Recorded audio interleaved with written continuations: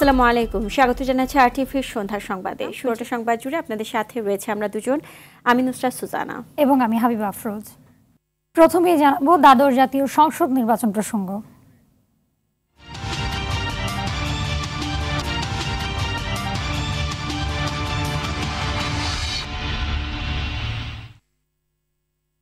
আসন্ন দ্বাদশ জাতীয় সংসদ নির্বাচনে দলীয় প্রার্থী চূড়ান্ত করেছে আওয়ামী লীগ। রোববার সকাল 10টায় মনোনয়ন প্রত্যাশীদের সাথে গণভবনে মত বিনিময় করবেন আওয়ামী লীগ সভাপতি ও প্রধানমন্ত্রী শেখ হাসিনা। এরপর আনুষ্ঠানিকভাবে 300 আসনের চূড়ান্ত প্রার্থী তালিকা প্রকাশ করা হবে।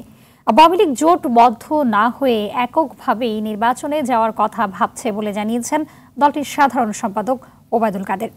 আরও জানাচ্ছেন বিপুল দেব রায়। দুয়ারে কড়া নাড়ছে দ্বাদশ জাতীয় সংসদ নির্বাচন। তাই নির্বাচনকে ঘিরে ইতোমধ্যে উৎসবের আমেজ শুরু হয়ে গেছে গোটা দেশে। ক্ষমতাসীন দল আওয়ামী লীগও শুরু করেছে প্রার্থীদের চুলচেরা বিশ্লেষণ। বৃহস্পতিবার থেকে টানা 3 দিনের সংসদীয় মনোনয়ন বোর্ডের সভা অনুষ্ঠিত হয়েছে। এরই মধ্যে 8টি বিভাগে 3362 প্রার্থীর মধ্যে 300 আসনের প্রার্থী চূড়ান্ত করেছে দলটির মনোনয়ন বোর্ড।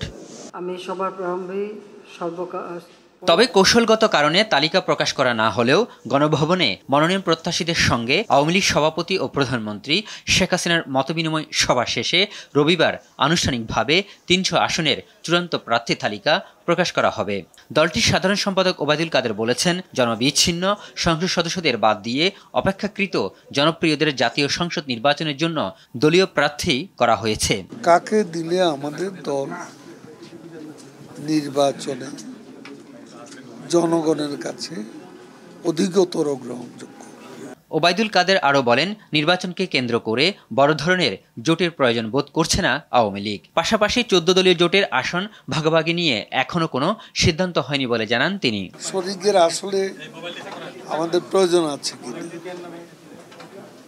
কারণ জোটের বিপরীতে জোট হয়। এখানে আমাদের প্রতিপক্ষে যদি একটা বড় জোট করে, সেখানে সেটার বিপরীতে আমাদের জোট হবে। তাছাড়া আমরা কেন অহেতুক জোট করতে যাব? এর আগে দ্বাদশ জাতীয় সংসদ নির্বাচনকে সামনে রেখে গত 18 থেকে 21 নভেম্বর বিকেল 5টা পর্যন্ত মোট 3362টি দলীয় মনোনয়ন ফর্ম বিক্রি করেছে আওয়ামী লীগ। বিপুল দেবরাই, আরটিভি, ঢাকা। দ্বাদশ জাতীয় সংসদ নির্বাচনে অংশ নিতে 3টি আসনের মনোনয়ন চেয়েছেন জাতীয় পার্টির প্রধান পৃষ্ঠপোষক ও সংসদের বিরোধী দলীয় নেতা রওশন এরশাদ। এমনটি জানিয়েছেন দলের মহাসচিব মুজিবুল হক চুন্নু। সকালে জাতীয় পার্টির বনানী কার্যালয়ে দ্বিতীয় দিনের মতো মনোনয়ন প্রত্যাশীদের সাক্ষাৎকার নিতে এসে সাংবাদিকদের এ তথ্য জানান। মুজিবুল হক চুন্নু বলেন, ফোন করে একথা জানিয়েছেন রওশন এরশাদ। যদিও মনোনয়নপত্র কবে নেবেন সেটি নিশ্চিত করতে পারেননি দলটির মহাসচিব। বিস্তারিত বিলাল হোসেনের রিপোর্টে। আসন্ন দ্বাদশ জাতীয় সংসদ নির্বাচনে জাতীয় পার্টির মনোনয়ন পেতে ফর্ম সংগ্রহ করেছে 1800 বেশি নেতা। দলীয় মনোনয়ন প্রত্যাশী বরিশাল, খুলনা ও সিলেট বিভাগের প্রার্থীদের দ্বিতীয় দিনের মতো সাক্ষাৎকার নেওয়া হয় শনিবার। দলের মনোনয়ন প্রত্যাশীরা বলছেন, বিপুল ভোটে ক্ষমতাসীনদের হারিয়ে সরকার গড়বেন তারা। তো সুষ্ঠু নির্বাচন হলে ইনশাল্লাহ আমরা যাব এবং যেখান থেকে আমাকে দেবে ইনশাল্লাহ আমি ওখান থেকে বিজয় হয়ে আসতে পারবো।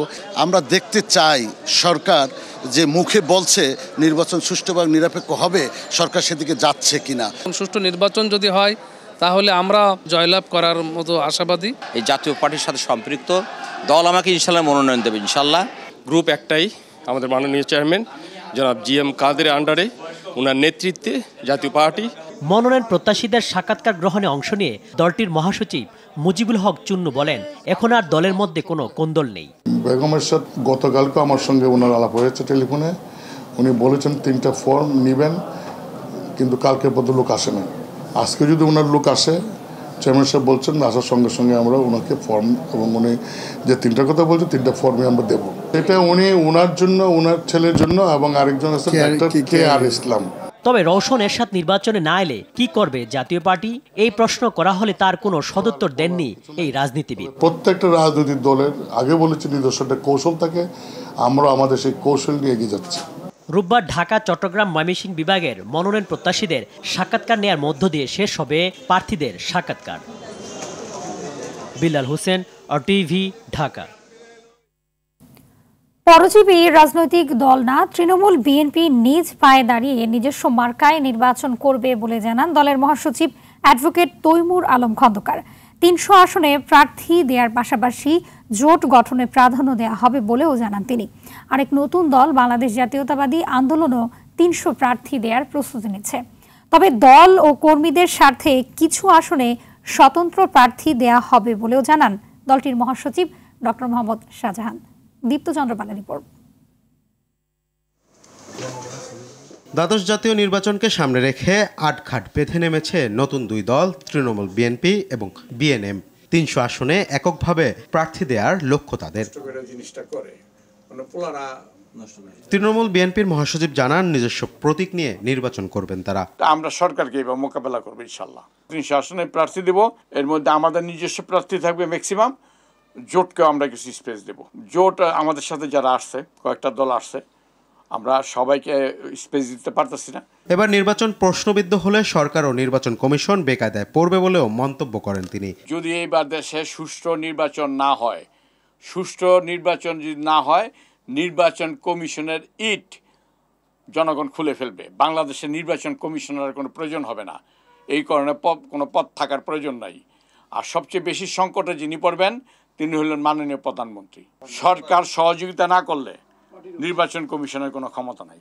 নির্বাচনকে সামনে রেখে শনিবার বিএনএমে যোগ দেন বিভিন্ন রাজনৈতিক দল, সাবেক সরকারি বেসরকারি কর্মকর্তা সহ 14 জন। মেশিনারিজের বিরুদ্ধে উনি পাস করে এসেছেন বারবার, 3বারের মতো।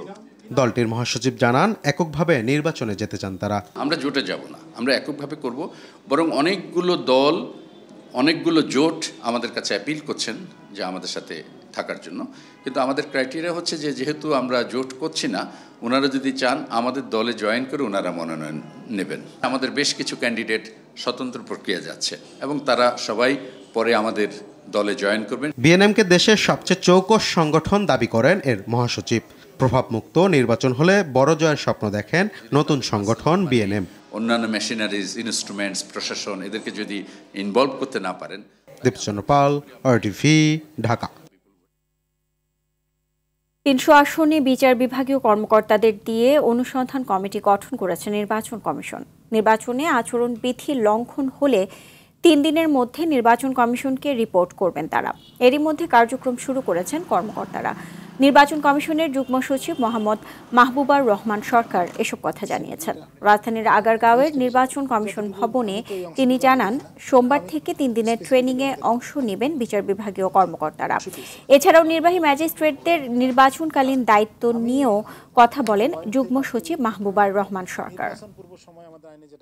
যে কোনো পক্ষ থেকে, সেটা প্রার্থী হোক, প্রার্থীর পক্ষে কোনো প্রতিনিধি হোক, রাজনৈতিক দল হোক, রাজনৈতিক দলের পক্ষে প্রতিনিধি হোক, যে কোনো ব্যক্তির পক্ষ থেকে যদি কোনো অভিযোগ আসে নির্বাচন অনিয়ম সংক্রান্ত বিষয়ে, আচরণবিধি লঙ্ঘন সংক্রান্ত বিষয়ে, তাহলে সেইটা ওনারা তদন্ত করতে পারেন। অথবা মাননীয় কমিশন যদি বলে যে এই সংক্রান্ত বিষয়ে একটা অভিযোগ পাওয়া গেছে, ওনাদের কাছে আসতে পারে বিভিন্ন সোর্সে, ওনারা আমাদের ওই কমিটিকে বলতে পারবে এই সংক্রান্ত রিপোর্ট আপনারা করেন, তদন্ত করে রিপোর্ট আমাদেরকে প্রেরণ করেন। বাংলাদেশের সাধারণ মানুষের আকাঙ্ক্ষা একটি সুষ্ঠু, নিরপেক্ষ ও প্রতিযোগিতামূলক নির্বাচন। কিন্তু দেশ একটি একতরফা ও সহিংসতাপূর্ণ নির্বাচনের দিকে এগোচ্ছে বলে মনে করছেন বিশ্লেষকেরা। দেশের বড় বড় রাজনৈতিক দলগুলো নির্বাচনে না এলে 90% ভোট পড়লেও সেই নির্বাচন আন্তর্জাতিকভাবে গ্রহণযোগ্যতা পাবে না বলেও মত তাদের। রাজনীতিতে দি হাঙ্গার প্রজেক্ট বাংলাদেশ আয়োজিত সুষ্ঠু, নিরপেক্ষ ও প্রতিযোগিতামূলক নির্বাচনের পরিবেশ, প্রত্যাশা, বাস্তবতা ও করণীয় শীর্ষক গোলটেবিল বৈঠকে এসব কথা উঠে আসে। সাকিবুর রহমানের রিপোর্টে বিস্তারিত। রোজ রবিবার নির্বাচন কমিশন দ্বাদশ জাতীয় সংসদ নির্বাচনের তফসিল ঘোষণার পর থেকে আগামী নির্বাচন নিয়ে আলোচনা সমালোচনা চলছে বিভিন্ন মহলে। এবার সেই আলোচনায় উঠে আসলো কেমন হতে পারে এবারের নির্বাচন।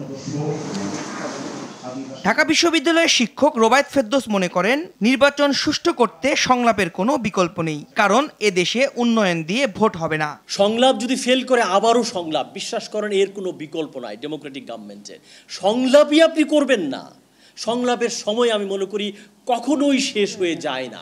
আমাদের পলিটিক্যাল পার্টিগুলোর মধ্যে সেই সাংস্কৃতিক যোগ্যতা নাই পরাজয়কে মেনে নেওয়ার জন্য।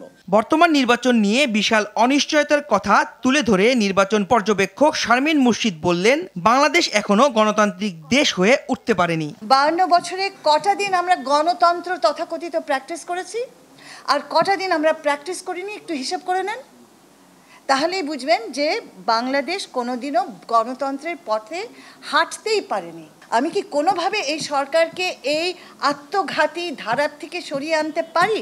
আগামী নির্বাচন ভবিষ্যৎ প্রজন্মের জন্য উদাহরণ হবে। বর্তমান নির্বাচন কমিশনারের এমন বক্তব্যের চরম সমালোচনা করেন সাবেক নির্বাচন কমিশনার ব্রিগেডিয়ার জেনারেল অবসরপ্রাপ্ত এম সাখাওয়াত হোসেন। তিনি মনে করেন সব দল অংশ না নিলে বিশ্ব দরবারে এই নির্বাচন গ্রহণযোগ্যতা হারাবে। পরিস্থিতি খুব সুবিধার নয়, ভবিষ্যতে কি হবে আমরা জানি না, এবং এটা যে এই এক পার্টি, দুই পার্টি, তিন পার্টির বিষয় তা নয়।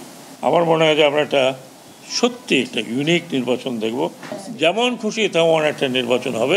কিছু জায়গায় একেবারে ঠিকঠাক, আবার কিছু জায়গায় যা খুশি তা।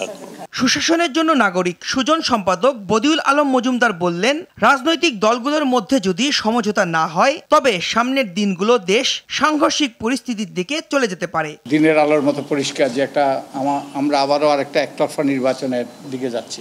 যদিও বারবার করে বলা হচ্ছে, অনেকের পক্ষ থেকে আহ্বান করা হচ্ছে যে বিএনপি যারা নির্বাচন বর্জন করার ঘোষণা দিয়েছে, যদি না যে নির্দলীয় নিরপেক্ষ সরকারের অধীনে নির্বাচন না হয়, তাদেরকে নির্বাচনে অংশগ্রহণ করার জন্য, এমনকি আন্দোলনের অংশ হিসেবে নির্বাচনে অংশগ্রহণ করার জন্য সেই রকম আহ্বান বিভিন্ন মহল থেকে করা হচ্ছে, এমনকি ক্ষমতাসীনদের পক্ষ থেকেও করা হচ্ছে। আলোচনায় বারবার উঠে আসে সব দলের অংশগ্রহণ আর অবাধ সুষ্ঠু নির্বাচনের কথা, আর এজন্য বড় দুদল এগিয়ে আসবে বলেও মনে করেন তারা। সাকিবুর রহমান, RTV, ঢাকা। নির্বাচন সামনে রেখে বিদেশিরা বাংলাদেশের রাজনীতিতে হস্তক্ষেপ করতে চায় বলে জানান সম্মিলিত নাগরিক সমাজের চেয়ারম্যান কাজী খলিকুজ্জামান আহমদ। বলেন, মুক্তিযুদ্ধের বিপক্ষের শক্তি বাংলাদেশের নির্বাচনে হস্তক্ষেপ করতে চায়। এছাড়া দেশের নীতি নির্ধারণ দেশের মানুষ করবে। নির্বাচনকে ঘিরে বিদেশি কোনো রাষ্ট্রের হস্তক্ষেপ কোনোভাবেই গ্রহণযোগ্য নয় বলেও মন্তব্য করেন। শনিবার জাতীয় প্রেস ক্লাবের সামনে দেশের রাজনীতিতে বিদেশি হস্তক্ষেপ বন্ধের দাবিতে এক মানববন্ধনে কথা বলেন তিনি।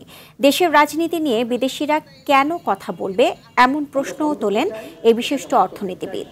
যারা বন্ধু হিসাবে আসবে তাদেরকে আমাদের বাঙালির যে আতিথেয়তা, সেই আতিথেয়তা দেব, আমরা তাদেরকে সহযোগিতা করব, কিন্তু হস্তক্ষেপ যখন করার চেষ্টা করবে তখন আমরা সেটার প্রতিবাদ করব, সেটা আমরা কখনো গ্রহণ করব না। বাংলাদেশ ও ভারতের মধ্যে চলমান সহযোগিতা অব্যাহত এবং আরও গভীর করার উপর জোর দিয়েছে দুই দেশ। শুক্রবার নয়াদিল্লির হায়দ্রাবাদ হাউসে দুই দেশের পররাষ্ট্র সচিব পর্যায়ে বৈঠকে এই সিদ্ধান্ত হয়। এ সময় পররাষ্ট্র সচিব মাসুদ বিন মোমেন বলেন, বাংলাদেশে উৎসব মুখর পরিবেশে ভোটারদের অংশগ্রহণে অবাধ ও সুষ্ঠু নির্বাচন আয়োজনে নির্বাচন কমিশন বদ্ধপরিকর, আর ভোটাররাও ভোটের মাধ্যমে গণতান্ত্রিক প্রক্রিয়ায় অংশ নিয়ে পছন্দের প্রার্থী বেছে নিতে উদ্গ্রীব। সকালে পররাষ্ট্র মন্ত্রণালয়ের ভেরিফাইড ফেসবুক পেজে পোস্ট দিয়ে এই ব্রিফিংয়ের কথা জানানো হয়। ব্রিফিংয়ে প্রধানমন্ত্রী শেখ হাসিনার নেতৃত্বে বাংলাদেশের পররাষ্ট্র নীতির অগ্রাধিকার ও বৈচিত্র্য নিয়ে কথা বলেন মাসুদ বিন মোমেন। নারীর ক্ষমতায়নে এগোচ্ছে দেশ, তবুও থামছে না নারীর প্রতি সহিংসতা। বাংলাদেশ মহিলা পরিষদের তথ্য বলছে, চলতি বছরের অক্টোবর পর্যন্ত 2575 জন নারী ও কন্যা শিশু বিভিন্নভাবে নির্যাতনের শিকার হয়েছে। বিশেষজ্ঞরা বলছেন, নারী বান্ধব আইন থাকলেও নেই বাস্তবায়ন, এজন্য থামছে না সমাজের নারী নির্যাতন। সবাই একসঙ্গে কাজ করলে নারীর প্রতি সহিংসতা অনেকাংশে কমিয়ে আনা সম্ভব বলে মনে করেন সামাজিক বিশ্লেষকরা। বাংলাদেশে নারী নির্যাতন প্রতিরোধ দিবসে নারীদের প্রতি সহিংসতার চিত্র কিছুটা তুলে ধরার চেষ্টা করেছেন সহকর্মী অধর ইয়াসমিন। ক্যামেরায় ছিলেন নিহান নন্দী। চলতি বছরের সেপ্টেম্বরের একদিন বগুড়ার 16 বা 17 বছর বয়সী মাদ্রাসা পড়ুয়া মেয়েটি বাড়িতে একা। সেদিন প্রচন্ড বৃষ্টির মধ্যে এক দুর্বৃত্ত বাড়ির ভেতর ঢুকে প্রথমে ধর্ষণ, পরে আগুন ধরিয়ে হত্যার চেষ্টা করে। শুধু একজন দুজন নয়, প্রতিদিন দেশের কোথাও না কোথাও এমন সহিংসতার শিকার হচ্ছেন কেউ না কেউ। এর কোনোটা গণমাধ্যমে আসছে, কোনোটা আবার ধামাচাপা দেওয়া হচ্ছে ঘটনাস্থলেই। কখনো ননাস, কখনো শাশুড়ি, কখনো শ্বশুর, কখনো দেবর, মানে সবাই আমাকে মোটামুটি মেন্টালি খুবই টর্চার করতো। তো আমার মেয়েটা অ্যাবিউজ হয়েছে আর কি। এখন আসলে আমি আইনের সহযোগিতা নিতে চেয়েছিলাম, কিন্তু আমাদের সমাজ চিন্তা করে আমরা আসলে ওইভাবে আইনের ব্যবস্থা নিতে পারি নাই। ব্যক্তি, পরিবার, কর্মস্থল কিংবা রাজপথ, কোথাও যেন নিরাপদ নয় নারীরা। বিভিন্নভাবে শিকার হচ্ছেন নির্যাতনের, কেউ মানসিকভাবে, কেউ বা শারীরিকভাবে। প্রতিনিয়ত সহিংসতার শিকার। আমার অনেক অফিস কলিগ আছে, আবার বন্ধু বান্ধব আছে কিছু, যারা বিভিন্ন ধরনের বাজে ইঙ্গিত দিয়ে আমাকে টেক্সট করে। সেটাও এক ধরনের আসলে মনে হয় আমার কাছে ধর্ষণের মতোই। বিশেষজ্ঞরা বলছেন, আইনের দ্বারস্থ হলেও মামলার দীর্ঘসূত্রিতার কারণে অনেকে বিচার পায় না। ফলে উদ্বেগজনক হারে বেড়েছে নারী নির্যাতন। নির্যাতন করতে যদি আমার 2 মিনিট লাগে, বিচার আনতে আমাদের 20 বছর লাগে। একটা সময় নারী নির্যাতন বলতে আমরা সাধারণত মূল যে নির্যাতনের ধরনটা দেখতাম শারীরিক নির্যাতন। শারীরিক নির্যাতনের চেয়ে এখন মনস্তাত্ত্বিক, সামাজিক, নৈতিক বা অধিকার ভিত্তিক নির্যাতনের সংখ্যাটা অনেক বেড়েছে। নারীর প্রতি সহিংসতা বন্ধে শুধু সামাজিক আন্দোলনই যথেষ্ট নয়, ভুক্তভোগীর নিরাপত্তা ও আইনি সহায়তা দেওয়ার পাশাপাশি অভিযুক্তদের দৃষ্টান্তমূলক শাস্তির ব্যবস্থা করা জরুরি। জানুয়ারি থেকে অক্টোবর পর্যন্ত আমরা দেখি যে এখানে মোট 2575টি নারী ও কন্যার প্রতি সহিংসতা বিষয়ক তথ্য এসেছে। এটা যে একটা সামাজিক সমস্যার ইস্যু, এটা তো একটা জেন্ডার ইস্যু। এই মানে উপলব্ধিটা, এই সচেতনতাটা সকলের মধ্যে ধারণ করতে হবে। এটা যদি আমরা ধারণ না করতে পারি, নারীর প্রতি সহিংসতা বন্ধের ক্ষেত্রে কিন্তু খালি নারীরা চিৎকার করলেই কিন্তু হবে না। নারী নির্যাতনের মামলা দ্রুত নিষ্পত্তির দাবি জানালেন সামাজিক বিশ্লেষকরা। অভিন্ন পারিবারিক আইনের মধ্য দিয়ে কিন্তু নারী পুরুষের সমতার ক্ষেত্রে কিন্তু আমরা এক পা অগ্রসর হতে পারি। তো সেই জায়গাগুলোতে কিন্তু আমরা দিনের পর দিন দেখছি যে সেখান থেকে আমরা পিছিয়ে আসছি। অধরা ইয়াসমিন, RTV, ঢাকা। অবশেষে বিনোদন সাংবাদিকদের সঙ্গে দ্বন্দ্ব মিটমাট করে নিলেন ছোট পর্দার জনপ্রিয় অভিনেত্রী তানজিন তিশা। সকালে ডিবি কার্যালয়ে গিয়ে নিজের আচরণের জন্য দুঃখ প্রকাশ করেন এ অভিনেত্রী। এরপর সাংবাদিকদের মুখোমুখি হয়ে দ্বন্দ্ব ভুলে ফের একসঙ্গে কাজ করার আহ্বান জানান তিনি। বিস্তারিত জানাচ্ছেন আসিফ আলম। এমনই ছিল যেটা আমি একটা নারী হিসেবে আমার জন্য অনেক সেনসিটিভ। একটি খুদে বার্তাকে ঘিরে কিছুদিন আগে ছোট পর্দার অভিনেত্রী তানজিন তিশা এক বিনোদন সাংবাদিকের বিরুদ্ধে অভিযোগ করেন ডিবিতে। তামিম নামে বেসরকারি টিভি চ্যানেলের ওই সাংবাদিক তার অডিও ফাঁস ও তাকে কুরুচিপূর্ণ SMS করেছেন বলে অভিযোগ করেন। এরপর সোচ্চার হন বিনোদন সাংবাদিকরা। তিশার মন্তব্যের প্রতিবাদে রাজপথেও নামেন তারা। ক্ষমা চাইতে তিশাকে 24 ঘন্টার আলটিমেটামও দেওয়া হয়। শেষমেশ দ্বন্দ্বের মিটমাটে এগিয়ে আসেন অভিনয় শিল্পী সংঘ। তাদের হস্তক্ষেপে শনিবার ডিবি কার্যালয়ের সাংবাদিকের সাথে সমঝোতা করেন, অভিযোগ তুলে নেন তিশা। টেক্সটের বিষয় নিয়ে নিউজ করলে আমি তার সর্বোচ্চ ব্যবস্থা নিব, সেটা আমি জানাই। আপনাদের সকলের ভালোবাসা ও সহযোগিতায় আজকের তানজিন তিশা উল্লেখ করে তিনি বলেন, প্রশ্ন করা হলে আমি তখন তামিমের নাম নিই এবং তামিমের সাথে আমি প্রতিষ্ঠানের নাম নিয়ে ফেলি, যেটা আমি উদ্দেশ্যমূলকভাবে নামটা নেইনি, মানে প্রতিষ্ঠানের নামটা আমি উদ্দেশ্যমূলকভাবে নেইনি এবং সেজন্য আমি প্রতিষ্ঠানের কাছে দুঃখ প্রকাশ করছি। বিকজ সাংবাদিকদের সঙ্গে যে ভাষায় কথা বলেছেন তা উচিত হয়নি মনে করে তিশা বলেন, আমাদের মাঝে সকল ভুল বোঝাবুঝি অবসান হয়। আমি পুলিশের কাছে অভিযোগ করেছি, সেটাও তুলে নিচ্ছি। তবে যারা আমার এবং আমার পরিবারকে ঘিরে অসত্য, অসম্মানজনক নিউজ ও লেখা প্রকাশ করেছেন, তারাও তাদের কৃতকর্মের জন্য অনুতপ্ত হবেন এবং লেখাগুলো সরিয়ে নেবেন, সেটাও আমি প্রত্যাশা করছি। এর আগে গুঞ্জন উঠে অভিনেতা মুশফিক আর ফারহানের সঙ্গে প্রেমের সম্পর্কে জড়িয়েছেন অভিনেত্রী তানজিন তিশা। প্রেমের সম্পর্কে সে টানাপোড়েন হওয়ার কারণেই আত্মহত্যার চেষ্টা করেছিলেন তিনি। পরে লাইভে এসে শারীরিক অবস্থার কথা জানিয়ে ফারহানের সঙ্গে প্রেমের সম্পর্কের কথা অস্বীকার করেন তিনি। আসিফ আলম, RTV। রাজশাহী বিশ্ববিদ্যালয়ের শহীদ বুদ্ধিজীবী মীর আব্দুল কাইয়ুমের প্রয়াণ দিবস উপলক্ষে স্মরণ সভার আয়োজন করা হয়। সকালে শহীদ তাজউদ্দিন আহমেদ সিনেট ভবনে এই সভার আয়োজন করে মনোবিজ্ঞান বিভাগ। এ সময় রাজশাহী বিশ্ববিদ্যালয়ের সাবেক উপাচার্য প্রফেসর আব্দুল খালেক, উপ উপাচার্য প্রফেসর মোহাম্মদ হুমায়ুন কবির ও বিশ্ববিদ্যালয়ের কোষাধ্যক্ষ ওবায়দুর রহমান প্রামাণিক সহ বিশিষ্ট ব্যক্তিরা বক্তব্য রাখেন। এ সময় তারা শহীদ মীর আব্দুল কাইয়ুমের আত্মত্যাগ প্রজন্মের পর প্রজন্মকে অনুপ্রাণিত করবে বলে জানান। একজন মানুষ তার মাথা তার বুদ্ধি কেটে দিলে যেমন তার আর কিছুই থাকে না, ঠিক একইভাবে 1971 সালে পরিকল্পিতভাবে এই নীল নকশার অংশ হিসেবে আমাদের বুদ্ধিজীবীদেরকে হত্যা করা হয়। রহমান আমাদের মনোবিজ্ঞান বিভাগের একটা শিক্ষক এবং ওয়াসিম ভাই।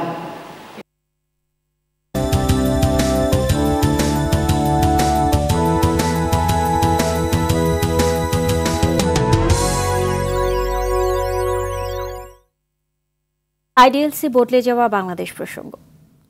2 বছর আগেও মেঘনা নদীর তীব্র ভাঙনে বসতভিটা হারিয়ে ভোলার লালমোহন ও তজুমুদ্দিনের শত শত পরিবারকে নিঃস্ব হতে হয়েছে।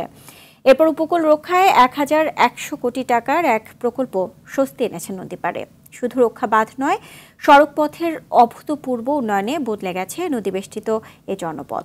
জেলা প্রতিনিধি অমিতাভ অপুর তথ্য ছবিতে বিস্তারিত জানাচ্ছেন সায়েদ মাহমুদ। বঙ্গোপসাগরের মোহনায় জেগে ওঠা দ্বীপ জেলা ভোলা। জেলার লালমোহন ও তজুমুদ্দিনের বিস্তৃত এ অঞ্চল রক্ষায় 33 কিলোমিটার উপকূলে নির্মাণ করা হয়েছে বাঁধ। সড়ক ও জনপদ বিভাগের তথ্য অনুযায়ী লালমোহনের ডাউরি ও নাজিরপুরে নির্মিত নতুন সেতু গতি এনেছে যাতায়াতে। চরফ্যাশন ও বোরহানউদ্দিন উপজেলাকে লালমোহনের সঙ্গে যুক্ত করেছে বদরপুর ফরাজগঞ্জ সেতু। প্রায় 235 কোটি টাকা ব্যয়ে আমরা প্রায় 300 কিলোমিটার কাঁচা রাস্তা পাকা করেছি এবং প্রায় 250 কোটি টাকা ব্যয়ে আমরা প্রায় 350 কিলোমিটার সড়ক মেরামত করেছি, বড় ব্রিজ নির্মাণ করেছি। এর মাধ্যমে মানুষ বিভিন্ন পণ্য সহজে ইজিলি ভোলা শহরে এবং ভোলার বাইরে ঢাকা এবং চিটাগাং তারা এগুলা নিয়ে যেতে পারে। আগে হাক্কা আসলো আমরা ব্রিজ অন ব্রিজ হয়েছে, অন ব্রিজ আমরা পাড়াইতাম সুবিধা। এখন ব্রিজটা হওয়ার কারণে আমাদের এখানে মালবাহী অনেক গাড়ি টাড়ি আসে ইনশাল্লাহ। এখন ফরারগঞ্জতে ওই বদরপুর যাইতে রইলে রিক্সা দিয়ে আইতাম পারি, যাইতাম পারি। জনসাধারণের বিনোদনের নতুন মাত্রা লালমোহনের সজীব ওয়াজেদ জয় ডিজিটাল পার্ক, যেখানে রেলগাড়ি, নাগরদোলা সহ 26টি রাইডে মেতে থাকে দর্শনার্থীরা। এখানে অনেক মানুষ আসে ঘুরতে ফিরতে, অনেক ছেলেমেয়েরা আসে এখানে বিকেলবেলা খেলতে আসে। তজুমুদ্দিন ও লালমোহনের মেঘনা পারে একসময় বাড়ি তৈরিতে ভাঙনাতঙ্কে দিন কাটাতো স্থানীয়রা। এখন রক্ষা বাঁধ ও উন্নত নাগরিক সেবার কল্যাণে নদী পারে নগরের মতোই কর্মব্যস্ততা। সাইয়েদ মাহমুদ, RTV। দিনাজপুরের হিলি স্থলবন্দর দিয়ে ভারত থেকে পেঁয়াজ এবং আলু আমদানি অব্যাহত রয়েছে। বৃহস্পতিবার ভারতীয় 39টি ট্রাকে 1010 মেট্রিক টন আলু এবং 13 ট্রাকে 340 মেট্রিক টন পেঁয়াজ আমদানি হয়েছে, যার ফলে দাম কিছুটা কমেছে। বর্তমানে হিলি স্থলবন্দরে পাইকারি মোকামে ভারতীয় আলু কেজি প্রতি প্রকারভেদে 2 টাকা কমে 29 থেকে 30 টাকা দরে বিক্রি হচ্ছে। ভারতীয় পেঁয়াজ কেজি প্রতি প্রকারভেদে 75 থেকে 85 টাকা দামে বিক্রি হচ্ছে। দিনাজপুরের চিরির বন্দরে বাংলাদেশ ভারত মৈত্রী পাইপলাইন ছিদ্র করে তেল চুরির ঘটনা ঘটেছে। শুক্রবার উপজেলার 3 নম্বর ফতেজংপুর ইউনিয়নের ফেরুসাডাঙ্গা এলাকায় এই চুরির ঘটনা ঘটে। এ ঘটনায় জিজ্ঞাসাবাদের জন্য 4 জনকে আটক করেছে চিরির বন্দর থানা পুলিশ। তেল চুরির ঘটনা জানতে পেরে জেলা প্রশাসক শাকিল আহমেদ ঘটনাস্থল পরিদর্শন করেন। জানা যায় ভারতের নুমালীগড় রিফাইনারি লিমিটেড সেন্সরের মাধ্যমে বুঝতে পারে বাংলাদেশ সীমান্তে পাইপ লিকেজ হয়েছে। পরে পার্বতীপুর অয়েল হেড ডিপোতে বিষয়টি জানালে তারা দ্রুত পাইপলাইন চেক করে সেখানে একটি গর্ত ও মাটি ভেজা দেখে তেল চুরির বিষয়টি বুঝতে পারে। এ ঘটনায় জমির মালিক, ইরিসেচ দেয়া শ্যালো মেশিনের মালিক, প্রতিষ্ঠানের 2 জন লাইনম্যান সহ 4 জনকে জিজ্ঞাসাবাদের জন্য আটক করা হয়েছে। শুরু হলো রমজানে RTVর মাসব্যাপী হিফজুল কোরআন প্রতিযোগিতা। GPH ইস্পাত আলোকিত কোরআন 2024-এর অডিশনের প্রস্তুতি পর্ব সকালে রাজধানীর দক্ষিণ বাসাবোর আল মানার মডেল মাদ্রাসায় ঢাকা জোনের প্রাথমিক পর্ব অনুষ্ঠিত হয়। এতে ঢাকার বিভিন্ন মাদ্রাসার কয়েকশো প্রতিযোগী ও তাদের ওস্তাদগণ অংশ নেন। এ পর্বে উপস্থিত ছিলেন QUS মাল্টিমিডিয়ার চেয়ারম্যান মাওলানা লুৎফর রহমান, ওয়ারি দারুস সালাম মাদ্রাসার অধ্যক্ষ মুফতি ইমরান হোসাইন, আল মানার মডেল মাদ্রাসা অধ্যক্ষ হেমায়েত উদ্দিন ও বিভিন্ন মাদ্রাসার হিফজুল কোরআন বিভাগের ওস্তাদগণ। পরে আনন্দ শোভাযাত্রায় অংশ নেন প্রতিযোগিতা। অনুষ্ঠানটি powered by RFL pipe and fittings.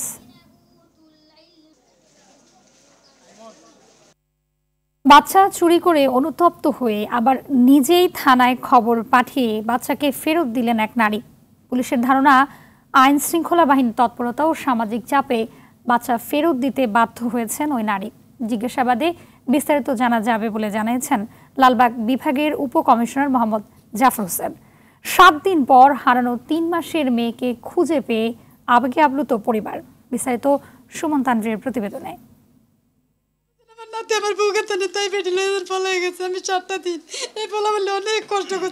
শোকে নয়, বরং এক অসহায় বৃদ্ধ নারীর তৃপ্তির কান্না এটি। ঠিক 1 সপ্তাহ আগে চুরি হওয়া প্রিয় নাতিকে ফিরে পেয়ে এই অশ্রু আনন্দের, ভালোবাসার, বাঁধভাঙা খুশির ছাপ বাবা মায়ের চোখেও।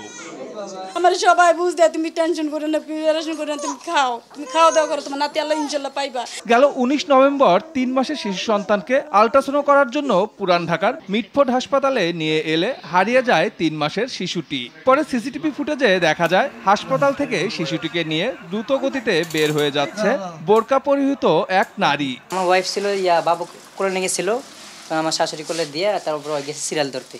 আবার ওই মহিলায় বলে আমার কাছে দেন, মহিলাও পানি আনার জন্য গেছে, আমার শাশুড়িও পানি আনার জন্য গেছে। বাবু তো ওই মহিলা কোলে ছিল আর কি। তখন আমার শাশুড়ি পিছন তাকে দেখে ওই বাচ্চা সহ বাবু সহ নাই। শুধু কান্না করে আল্লাহর কাছে বলছি যেন আল্লাহ রোজা রাখুন, নামাজ পড়ুন, আমার সন্তানকে আমার বুকে ফিরিয়ে দাও। অবশেষে অভিযুক্ত ওই নারীকে গ্রেপ্তার করতে সক্ষম হয় পুলিশ। অপহরণকারীর দাবি 13 বছর নিঃসন্তান থাকায় শিশুটিকে চুরি করেন তিনি। তবে জিজ্ঞাসাবাদের পর আসল সত্যটি জানা সম্ভব হবে বলে জানায় পুলিশ। তার কথা অনুসারে তার বাচ্চা না থাকার কারণে বাচ্চার আকুতি থেকে সে নিয়েছে এবং অপরাধবোধ কাজ করা থেকে এটা করছে, কিন্তু সে এটা বললেও আমরা তাকে অধিকতর আরও জিজ্ঞাসাবাদের জন্য আমরা তাকে জিজ্ঞাসাবাদ করব এবং তার বিভিন্ন পিসিপিআর আমরা যাচাই করব। জনাকীর্ণ স্থানে সন্তানদের নিয়ে অভিভাবকদের আরও সতর্ক হওয়ার অনুরোধ পুলিশের এই ঊর্ধ্বতন কর্মকর্তার। আমরা যেন সচেতন হয়ে থাকি। সুমন তানভীর, RTV, ঢাকা।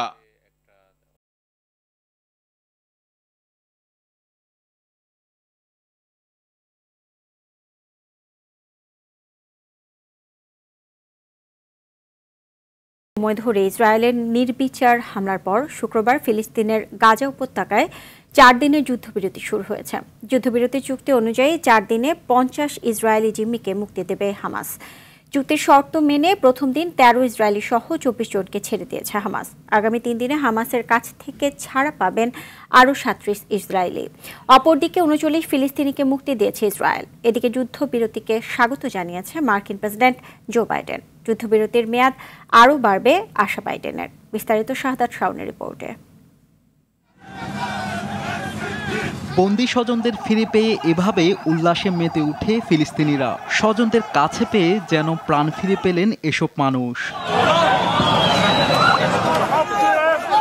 টানা 49 দিনের ইসরায়েলি বর্বরতার পর যুদ্ধবিরতিতে যেন নতুন সকাল ফিরে পেল ফিলিস্তিনিরা। দীর্ঘদিন পর স্বজনদের কাছে পেয়ে এ সময় উল্লাসে মেতে উঠে পরিবারের সদস্যরা। এখন পর্যন্ত 39 ফিলিস্তিনিকে মুক্তি দিয়েছে ইসরায়েল। এদিকে যুদ্ধবিরতির প্রথম দিন 13 জন জিম্মিকে মুক্তি দেওয়ার কথা থাকলেও তার প্রায় দ্বিগুণ জিম্মিকে মুক্তি দিয়েছে হামাস। মুক্তি পাওয়া ব্যক্তিদের মধ্যে ইসরায়েলের নাগরিক 13 জন এবং থাইল্যান্ডের 10 জন ও ফিলিপাইনের 1 জন নাগরিক রয়েছে। চুক্তি অনুযায়ী যুদ্ধবিরতির 4 দিনে ইসরায়েল তাদের কারাগার থেকে 150 ফিলিস্তিনিকে মুক্তি দেবে। অপরদিকে হামাস মুক্তি দেবে 50 ইসরায়েলি জিম্মিকে। এদিকে যুদ্ধবিরতিকে স্বাগত জানিয়েছে মার্কিন প্রেসিডেন্ট জো বাইডেন। এই সংকট নিরসনে এটি প্রথম পদক্ষেপ বলে জানান তিনি। এর মধ্যে যুদ্ধবিরতি কার্যকরের পর গাজায় মানবিক সহায়তা নিয়ে মিশর থেকে রাফা ক্রসিং দিয়ে বেশ কিছু ট্রাক প্রবেশ করেছে। রাফা ক্রসিং প্রশাসনের মুখপাত্রের এক বিবৃতিতে গাজা উপত্যকায় সাহায্য ও জ্বালানি ট্রাকের প্রবাহের বিষয়টি নিশ্চিত করেছে। শাহাদাত শাওন, RTV।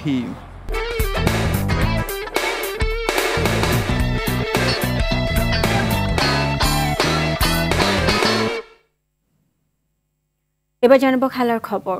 তৃতীয় মৃত্যুবার্ষিকীতে ফুটবল ঈশ্বর খ্যাত ডিয়েগো ম্যারাডোনাকে বিশেষ সম্মাননা জানিয়েছে আর্জেন্টাইনরা। রাজধানীর বুয়েন্স আইরেসে কিংবদন্তির স্মরণে মুরাল তৈরি করেছে ভক্তরা। কুশল ইয়াসের রিপোর্টে দেখুন বিস্তারিত। প্রিয় তারকার তৃতীয় মৃত্যুবার্ষিকীতে বিশেষ সম্মান প্রদর্শন করেছেন আর্জেন্টিনার বাসিন্দারা। বুয়েনোস আইরেসে ম্যারাডোনার একটি মুরাল তৈরি করেছেন ভক্তরা।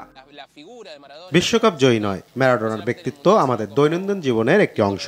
মৃত্যুবার্ষিকীতে তার প্রতি শ্রদ্ধা জানাতে আমাদের এই ক্ষুদ্র প্রয়াস। শিল্পের মাধ্যমে তার প্রতিকৃতি তৈরি করেছি। যদি তিনি এসব দেখতে পারতেন নিশ্চয়ই অনেক গর্ববোধ করতেন, কারণ আমরা সবাই তাকে অনেক ভালোবাসি। ম্যারাডোনাকে ক্রীড়া জগতের সবচেয়ে বিতর্কিত এবং উল্লেখযোগ্য ব্যক্তির অন্যতম হিসেবে মনে করা হয়।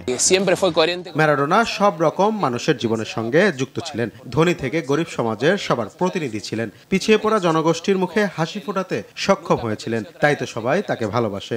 আমি ম্যারাডোনাকে শিল্পকর্মে খুঁজে বেড়াই, যা আমাকে বাড়তি প্রেরণা দেয়। আমি বিশ্বাস করি যারা আমাদের খুশি রাখতে ভূমিকা পালন করেছে তাদেরকে সম্মান প্রদর্শন করা উচিত। Bangladesh sports press association BSPA অষ্টম জার্নালিস্ট অ্যাওয়ার্ড দেওয়া হয়েছে। টেলিভিশন, নিউজ পেপার ও অনলাইন নিউজ পোর্টালে 2022 সালের খেলাধুলার সংবাদের জন্য 8 ক্যাটাগরিতে স্পোর্টস সাংবাদিকদের এই অ্যাওয়ার্ড দেওয়া হয়। BSPA sports journalist of the year হয়েছেন চ্যানেল 24 এর রিপোর্টার ইকরাম হোসেন। এছাড়াও exclusive report, series report, feature সহ 8 ক্যাটাগরিতে 8 জনকে অ্যাওয়ার্ড ও 3 জনকে বিশ্ব ক্রীড়া সাংবাদিক দিবস সম্মাননা দেওয়া হয়। এ সময় প্রধান অতিথি ছিলেন বাংলাদেশ অলিম্পিক অ্যাসোসিয়েশনের মহাসচিব সৈয়দ শাহেদ রেজা, সংগঠনের সভাপতি সনৎ বাবলা ও সাধারণ সম্পাদক শামন হোসেন।